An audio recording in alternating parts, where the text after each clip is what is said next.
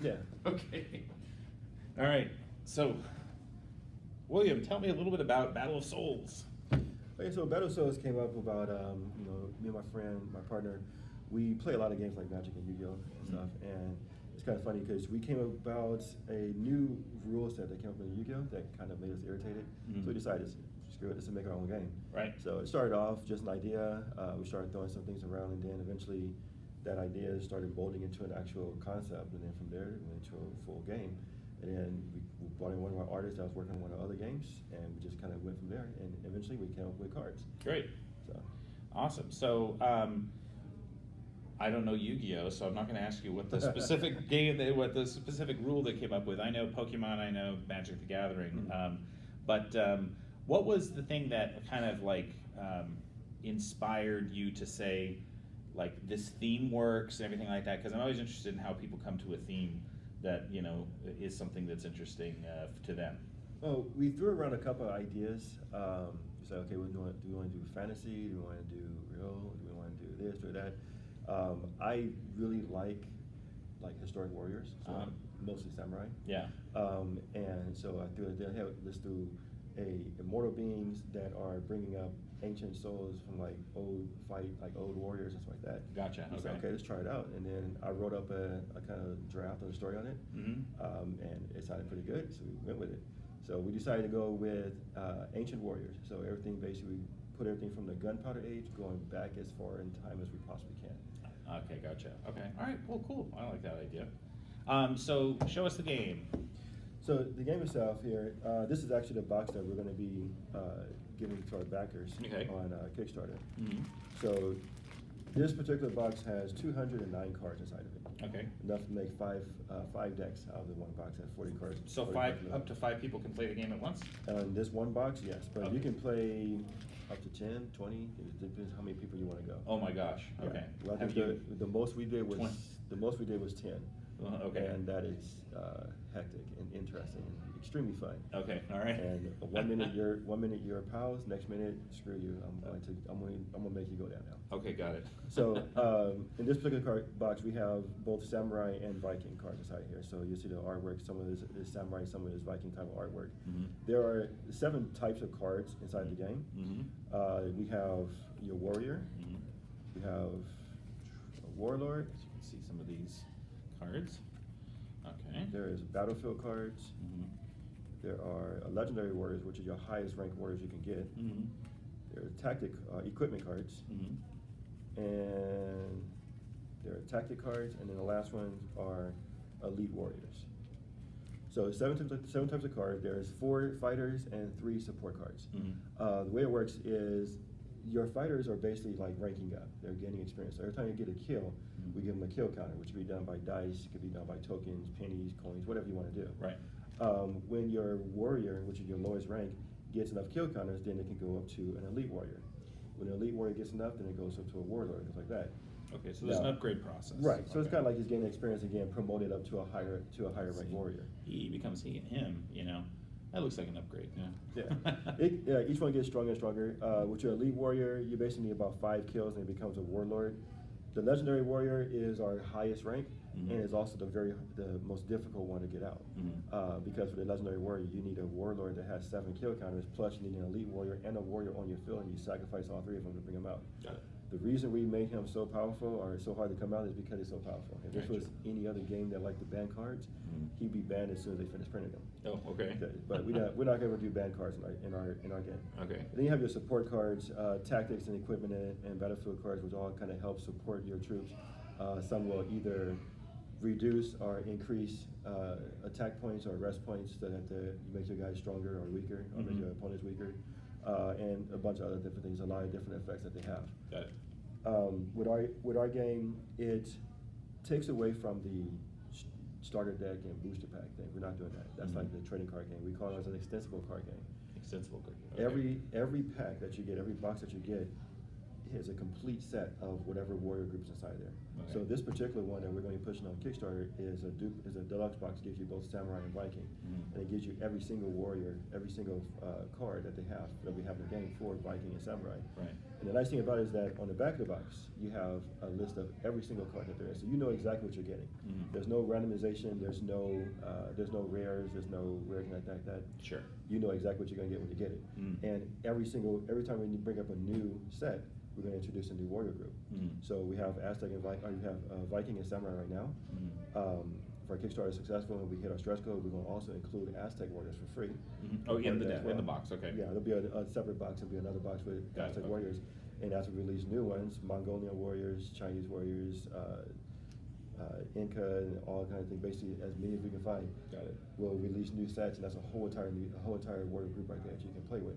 And you can also interchange them, so you don't have to be stuck with just samurai, just Viking. If you want, you can make yourself an Aztec warrior group with a bunch of ninjas. Okay, that was going to be my next question: is whether there's mixing and matching, and no, the historians can calm down, but yeah, but that makes it more fun. Yeah. It also increases the amount of decks ideas you can do, because it's basically just limited to your imagination. Sure. So and I know that if I can find cavemen and find battle tactics for cavemen, I will throw a caveman deck. But you can have an Aztec with cavemen kind of running around and beating people up in clubs. Sure. And it's going to work. Got it. Now, are there things within the individual decks though that kind of card combo opportunities that may not cross over into the side? So there are quite a few card combos. In fact, actually on our YouTube channel, I put up a couple of very interesting and devastatingly nasty combos. And some of them are more geared towards either having a samurai group or specific samurai cards or specific Viking cards. There's actually a new one I have to put up that was actually done at WonderCon by one of the players that I did not think of. I was like, that is viciously evil. I love it. So I got to put that one up there because he basically did 16,000 points of damage in attack. That was horrible. Well, okay. It's not often, but it was a crazy combo that he did. But yeah, the combos do exist, and a lot of the combos are not all of them are just to do a lot of damage, but a lot of them also are shortcuts to get to legendary warriors. Got it. Okay. So that's kind of a pathway thing that people might be focused on. So is winning the game defeating doing a certain amount of damage to other folks, or how do you win the game? So each player starts off with 8,000 points. Okay. And we try to do 8,000 because it made more sense for the storyline, because your life points is called soul points. Okay. So it's a battle of souls, therefore soul points. Makes sense.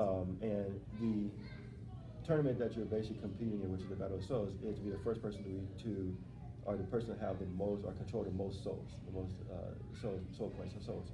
So we did 16,000 would be the one we want to do.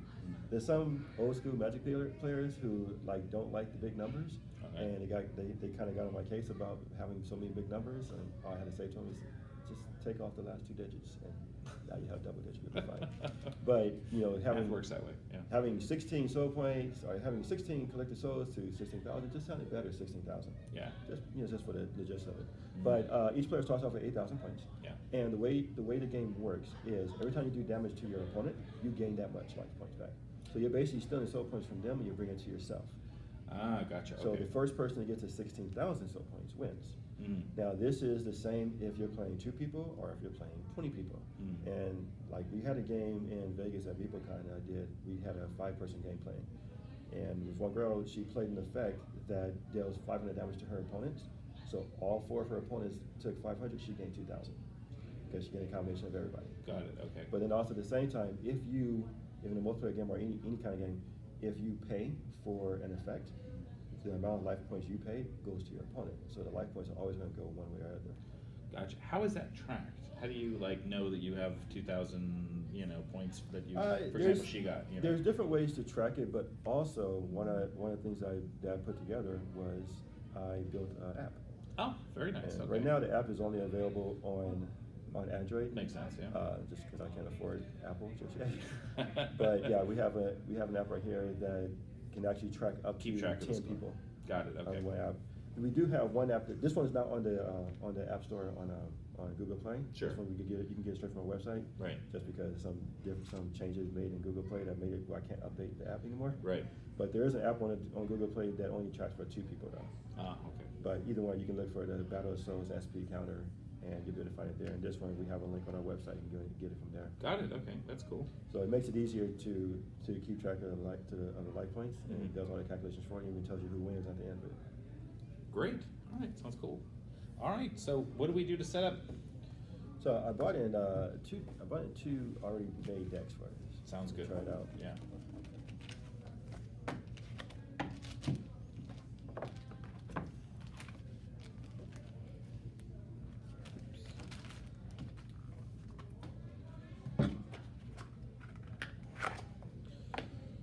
So we have here either a samurai deck or a Viking deck. You choose which one you like. I tend to be a Viking guy. My name is Eric, so. Okay. So this would be your deck right here. Yeah. And go ahead and give it a shuffle. The cards are pretty durable, so like even like the Vegas shuffling and that. These are nice. Yeah, I was gonna say sometimes we see prints from companies that are that's nice. These feel good. Yeah, these ones that particular one I haven't done. Actually, these ones I haven't done through GameCrafter. Oh yeah. Just so I can have for demos and stuff like that. I've heard very good things about GameCrafter as far as the production quality goes. Yeah, it's, nice. it's not going to be our final production. We have it outside manufacturing. No, but this is nice though. But yeah, these are going to be good for what we need to do with them. Great. So after you shuffle, you're going to go ahead and draw 5 cards. Okay. And we have a mulligan rule in effect on our game where on your first hand, if you have less than 2 warriors, which are your black cards, that's a mulligan. Okay. So it means you can go ahead and shuffle that hand back into your deck and draw 5 more. Okay. But you only do it twice. So after that second one, if you still have a horrible hand, then you're stuck with it. Yeah. Either just give up. Work on that deck design. Okay. Yeah, hope for the best. All right. Let's see what we can get. And what makes it interesting on a game, as opposed to doing a standard. Okay, I think that's a mulligan. Oh yeah, it's totally a mulligan. You might want to shuffle that a lot more. No, shuffle that over. Mine was a mulligan too, so I'll take that. I only have one. Yeah, one thing about a game that another thing that separates it is that it is about deck building skills instead of how much money you can put into your deck. Yeah. Because if 2 people would get like a samurai set, they both have the exact same cards. Now, are there restrictions on the number of an individual card that you can have? Like, does it make sense for people to buy multiple multiple boxes so they can do that more of them? So same card or whatever. The max number of copies per card, with the exception of the legendary warriors, is 4. Okay. With the legendary warriors, you can only have 3 legendary warriors in your entire deck, no matter if they're the same or different. Just a max of 3. Got it. Okay. Let's see if I Okay, this is good. get some killers here now. I have still only 1 warrior. All right, let's try Take one more time. One more time. If I can do any better. Not to mess up your cards here. Yeah. So I'm fairly careful. Yeah, I wanted to make sure that we had pretty durable cards. Yeah. Because like I shuffle, like I do the Vegas kind of shuffle all the time. Yeah. And one thing that always annoyed me was when I shuffle and then I got a card that part of the paper just kind of peeled back now. Yeah. And it's like all messed up. And I wanted to make sure that there was really like pretty durable ones. So we got the black card, Yeah. 330 GSM card. I just learned to shuffle like that from my dad. That's how my dad always shuffled cards. So he never riffle shuffled. He always just, and I'm not as good as he was, but it's just some habit I picked up from him in his old poker games. So. Let's hope this last one. Yeah. All right. Let's see. Oh, I'm well warrior now. All right, cool. So I'll go ahead and go first. All right. And then you can attack first if you choose to. So I'm going to go ahead and draw my card.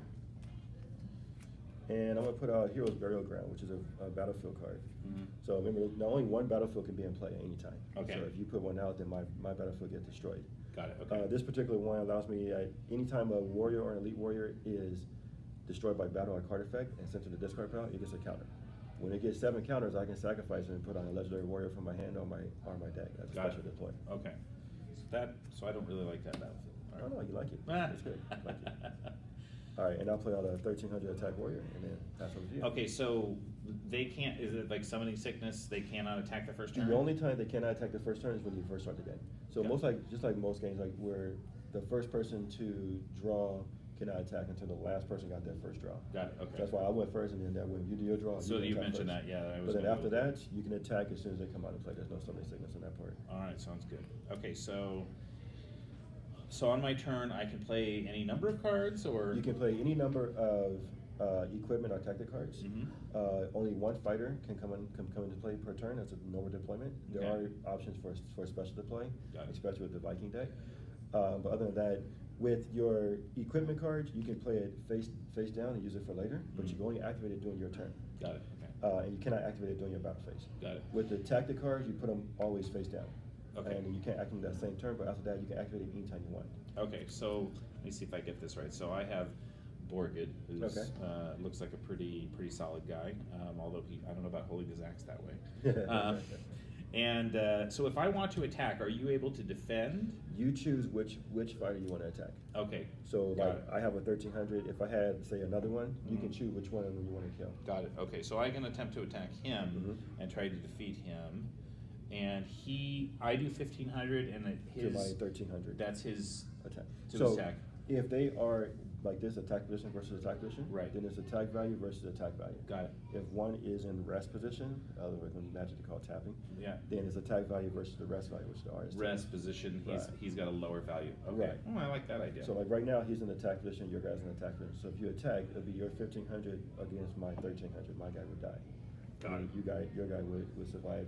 You would gain points. I would lose points, and then he would get a kill counter. I like the sound of that. So I think Borgid is going to attack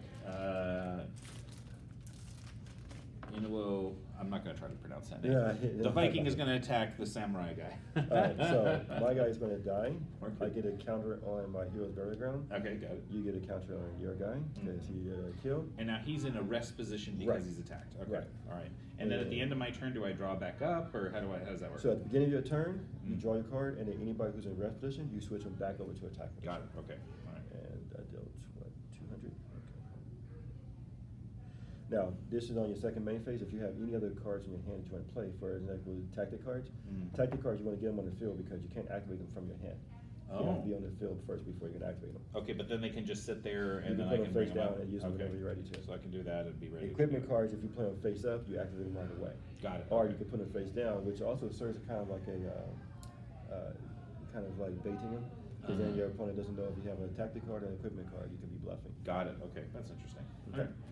All right, so I'll go mine, and I'm gonna put Kenshin Jibuki.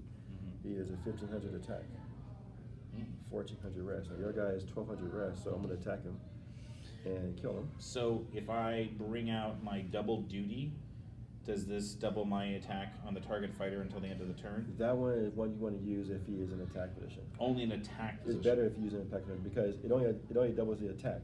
Or it doubles the damage. It says doubles damage dealt. So in that case, yeah. Just good. So in that case, you actually could use that. I could use it, and I could. It'll double the damage that I'll take.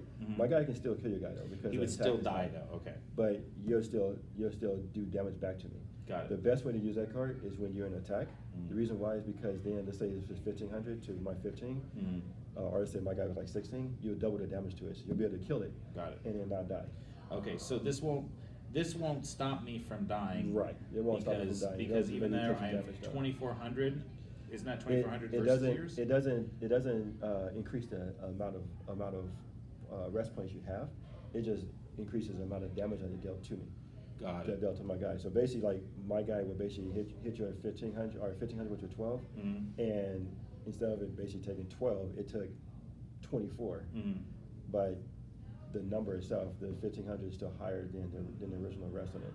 Got it. Okay, it's only damage dealt. It doesn't raise like the attack Right. rating It doesn't, or whatever. yeah, it that is. doesn't increase Okay. the number. Got it. Okay. So I would save that for later. Okay. All right. Sounds good. He's done.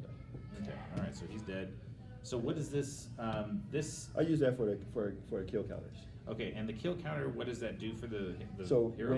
when the warrior gets 3 kill counters, then you can sacrifice it for an elite warrior. Got it. Okay. That's why I remember that now. All right. But since he's lost, does this go away? You lose a kill counter. Okay. And then I'm done. You can go ahead and go after that. All right. So then I'm going to draw Draw. back up to 5 or just 1? Just one card each turn. One card each turn. Okay. All right. So he's a 1500, but he's at rest. 1400 rest. 1400. Okay. So I will say. Okay. It looks like. Otkel Paulson will also let me deploy a second warrior, right? Now, a quick question: do you have an? I know I should ask you what's in your hand, but do you have an elite warrior in your hand? I do. What's the name of it? Leaf and Ingvar. Okay, that's not the one. Okay. There is a specific elite warrior that if you have Octopossum, instead of bringing out a warrior, you can bring out that one particular elite warrior. It'll say inside the card Yeah, text. no, I don't see that one. So Okay. okay, so I'll bring you out got those two for the person. two guys. So now he's in rest mode, but he's also 1400 at rest mode. So Right. if one of these guys attacks him, they're going to kill each other, right? Because it's in rest mode, if it's the same, they basically bounce.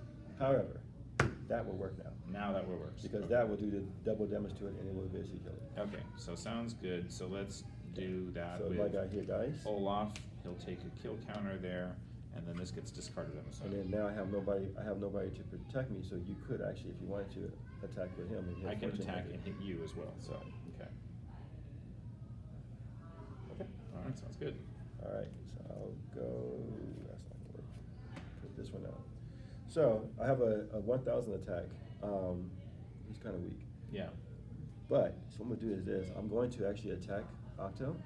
I'm gonna lose 200 points. The reason I'm gonna do it, attack though, is because this way I can get him to rest position. Got it. The only way you can go to rest position is if you attack. Got So it. you can't just say, oh, you know, I'm gonna put him in rest.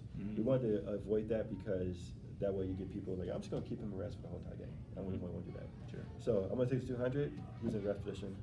And he's actually stronger in rest position because Right. he's a shield samurai. Yeah, which Okay. is the reason I want to put him in rest. Makes sense. All right. All right, That and then sounds your turn good. now. Okay, so these guys are going to stop resting. Draw a card. And so the elite warriors, the only way to really get them is to do the upgrade through these guys, right? That's the primary way, but there are shortcuts to him as well, depending on if you have the cards for it. Okay, I do not see an easy shortcut to get to this. So basically, if I attack him, he's stronger than me. So you'll lose 100 points, but your guy doesn't die though. Right. I don't want to lose the points though. So it probably behooves me to just stay in position. So, all right. Which would actually be good for you because then my guy has to go back into attack position, All right. and that's unfortunate for him. Mm-hmm. So I'm gonna do this. I'm gonna play Tenagashima. Uh-huh. So this is an equipment card that all my opponent's fighters' attack is cut in half until the end of turn. Oh wow. Okay, both you guys are down to 700. And you have a guy over there with a kill counter, so I'm gonna take him. So my 1000 is gonna hit this guy, Okay. and then he will die. So his attack now is 700. reduced to 700. Right. So he basically gets killed. Yeah. Okay. And then you'll lose 3, and he has a kill counter, and this is now at 4. Okay. And this goes away, and then I'm done. All right. So I'm gonna draw a card here.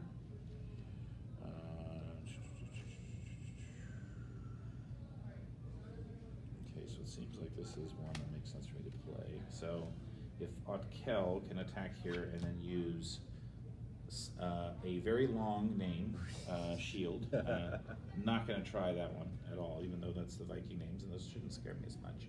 Increase the rest of all warrior and elite warriors. Oh, sorry, that's only the Yeah, rest. that's just your power. rest. Oh, that's It's still a good card to play because Yeah. it will, well, against him it's not gonna matter because your rest is higher. Right. But if you was to play it later on, if I had a bigger warrior, it increases it by 1,000 for your next 2 turns. Got it. Okay. So he's actually attacking right now would not be good because he's actually No. 100 fewer than Yeah, than so the you'll shield, lose 100 shield points. channel. Okay, so let me just Which keep. I don't that in mind you place. losing 100 points. Yeah, That's no, fine. that's all right. I'll just put that down for safekeeping. All right. All right, go ahead. So I'll draw and now, oh, awesome. So I'm gonna play Jite. This one allows me to target fighter to attack your soul points directly this turn. Mm-hmm. So he's gonna hit you directly, kind of bounce over him and hit you for 1,000 directly. Okay, all right. And he goes right into rest mode. Okay. And then I'm done. All right, let's see here. Okay, well, that's another one of those to go down. And again, I would bump on this guy, so I guess I'm done. I'm gonna run out of chances to keep him alive. Yep, I did. So I'm done. Go ahead. All right. Okay, so warlords can just go down, right? No, warlords, you need an elite warrior that has 5 counters. You need a lead warrior that has 5 counters to Right. build up with them. Okay. All right. So then I guess my position is to do this to attack this fellow and finally knock him out when he's not in rest mode. Okay, so I'm gonna activate Hone. It is a tactic card. It says when your opponent declares an attack, you can activate this card, and all of your opponent's attacking fighters get minus 500 attack until the end of turn. Okay, so he So that brings goes it down to down, 900. unfortunately down to 900, which means it's not enough to kill him. Yeah, so you lose 100. All right. He gets a kill counter. And this gets another counter. All right. my luck's going to eventually run out on who I can keep my line with. All right, so my turn. I hit you for 1,000. You don't have anything to put that. I got nothing. I got a bunch of elites clogging up my hand that I can't do anything with. All right. All right, let's see here. Okay, so Mathilde, who has so this one right here, nothing. you want to discard her to Yep. get a battlefield. Okay, so I think sounds like that's what we need to do. So, I believe you have about 2 or 3 battlefields in there now. Okay, and they're green, right? Yeah, they're pretty strong ones too. If I'm not mistaken, one of them I think allows you to attack this is twice. Jotunheim. Can attack twice, right? And they all get plus 100. And let's look at the other one. One is Hell. It says kill this card. Special deploy that fighter to his or her side. Place 2 death counters on them.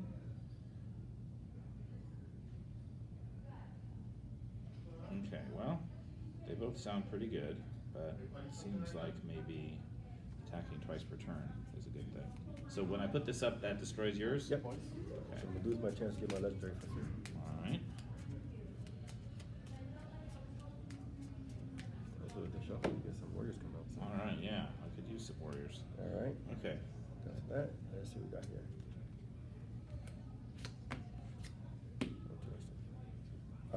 I'm done. Go ahead. Okay.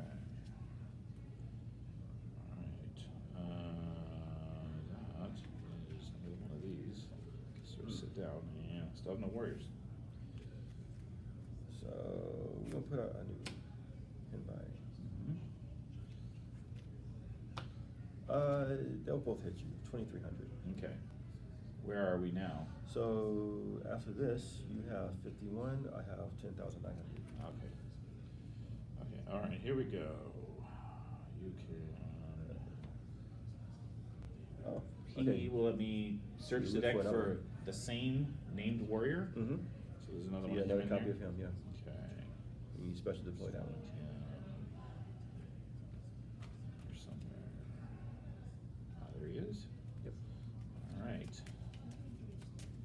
So it sounds like we want to start hitting your guys who've been beating the heck out of me. That one. Okay, and we want to This use that increases to hit. They increase by 100, right? Oh, for each kill counter. They don't have a kill counter yet. Okay, so they're gonna. I think let's just go ahead and attack both. So what you want to do? Mhm. So choose which one you want to attack. This guy. Let's attack this one. Okay. I'll let that one go through. Mm-hmm. So he gets a kill counter. Right. Now, because of your that, you can actually attack again. Right. His attack now is 1,600. Is 1,600. So now you get to take that So one. he can attack and take Yeah. that one, right? Okay, and then I can have this guy attack twice as well. Yep. All right. So now hit me for 3,000 right there. So now you have a guy here with 2 kill counters on him. Yes. Just And like it's that. 3 kill counters to get it to an elite warrior, Yep. right? Okay. All right, gotcha. Wow, that kind of blows me. And I got nothing. Uh-oh. I'm gonna go ahead and play Boken, which allows me to grab an equipment card from my discard pile, add it to my hand, which hopefully I find good. And I have nothing else. I'm done. All right. Let's turn those 2 up. Looks like this game's gonna switch now. Okay, so. Phil Paulson. Okay, so this is when this warrior is deployed, you can deploy a second warrior class from your hand to the field. Unfortunately, I don't have another second warrior. You have a couple of elites, right? Elites only, yeah. You might see. And a warlord. Not that one, not that one. Oh yeah, you don't have the one you need. Okay. All right, but this will let me put the hurt on you, Oh, I boy. think, fairly strongly. So that is 3, 6. He has 1,700, right? Because of the kill counter. Yeah, that's right. So okay, 3,000 from him. Let's take that one first, which is going to hurt a lot. And This is 2,800. 2,800 from that one. And then this guy should be 3,400. And 3,400. And you just won. Okay. All right. I have my one legendary in here, and I was hoping that little card would get me out of there, but you killed it. All right. Well, cool. So how long typically does the game take to play with, like, up to 5 people? And how does that sort of work? You could just like attack this guy or You can that attack guy, whoever you want, yeah. whoever you want on Yeah. your turn. Okay. During each turn, you choose whichever person you want to pick on, basically. You attack the person. Now, the thing with the multiplayer, if you're playing like, say, 5 people, for example. Sure. If a person gets down to 0 health, they're still in the game. They're not eliminated from the game. But let's say you have like 100 points left, and I have like 15, let's say I have like 14,500 points. It makes no sense to hit you because the only thing I get from you is that 100 points. Right. So the only reason I would hit you is just to be mean. Gotcha. That's Okay. it. But it would do me no good to hit you because I'm only gonna get 100 points from you, so it's better to hit somebody else. Sure. So when a person gets down to 0 points, if they're in that kind of situation with multiple people playing, they're not eliminated from the game. They can still come back, which is very possible. Like for example, right here, I actually had you, and then you came up with those guys, and you switched the tables completely around. Yeah, yeah. You know, so it goes like that. In the multiplayer game, it can take a half hour, it can take an hour. It all depends on everybody's deck and how everybody plays too. Sure. Yeah. Of course. Yeah. Subject to gamers that might be a little more deliberative, shall we say? the polite word I try to use sometimes. Yeah. And if the battlefields, is there still only one battlefield for all 5 players? Yeah, whether you're playing 2 people or playing 20 people, it's only one battlefield. Still one battlefield. The whole entire field. At all times. We made it like that because it made more sense to us. Yeah. Old school version of Yu-Gi-Oh was actually just one field spell card, and then later on they changed it to each player can have 2, or each player can have 1, which didn't make any sense to us. Yeah. We looked at it and in the terms of you're on a battle. How much sense would it make where you're on this like snow-covered land, and then all of a sudden you just cross a line and it's all pretty and green and everything. All of a sudden, there's no snow to be found. Yeah. It made no sense to be having 2 different battlefields, so we just do one battlefield and play at any time. Got it. Okay. And you stay at rest basically until through everybody else's turn if you've attacked. Yeah. So until you're ready. like I had a couple of cards there that were like bumped the rest factor, and so like that's why the value of those is probably even higher with multiple players. Yeah. Okay. Yeah. All right. Well, that's very cool. Thank you for coming on to talk about the game. Can you tell us a little bit about the Kickstarter and like what's your time frame for it and everything like that, and what's it going to set people back, like, or what are the sort of options available to you on the Kickstarter? Okay, so the Kickstarter is going to launch on Tuesday. Tuesday, all right. Tuesday afternoon. Mm-hmm.